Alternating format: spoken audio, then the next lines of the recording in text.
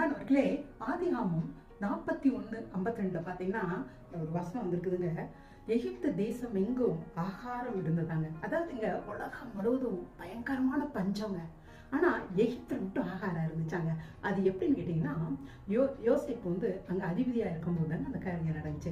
யோசேப்பு கூட கடவுள் இருந்தாருங்க. கடவுள் இருக்கனால அவனுக்குள்ள ஒரு ஸ்பெஷல் ஞானம் இருந்துச்சுங்க. அந்த ஞானத்தினால அவன் என்ன செய்தான்னா, அந்த 7 ஒரு பர்டிகுலர் இயர்ஸ்ல வந்து கடவுள் சொல்லியபடியே ஒரு செழிப்பு எகிப்துல இருந்துச்சுங்க. அந்த செழிப்பின் காலத்துல அவன் விளைந்த தானியங்களை எல்லாம் சேவ் பண்ணானாங்க. அது நிமித்தம் அந்த பஞ்சகாலம் வந்தப்போ பார்த்தீங்கன்னா, எகிப்துக்கு அவன் ஃபுல்லா ஆகாரம் கொடுக்க முடிச்சு. அது மட்டும் இல்ல, பக்கத்துல இருக்க எல்லா தேசங்களும் இந்த பஞ்சம் குடிதாக எகிப்தை நோக்கி கையேந்தினாங்க. இப்பேற்பட்ட ஞானம் எப்படிங்க வந்துச்சு யோசேப்புக்கு? அவனோட கடவுள் இருந்தாருங்க. அவரே தாங்க கடவுள் தாங்க ஞானமா இருக்கிறார். அப்பேற்பட்ட கடவுள் இன்றைக்கு உங்களோடு கூட இருக்காருங்க. அவரை நீங்க நம்புங்க. நிச்சயமா நீங்களும் ஞானமா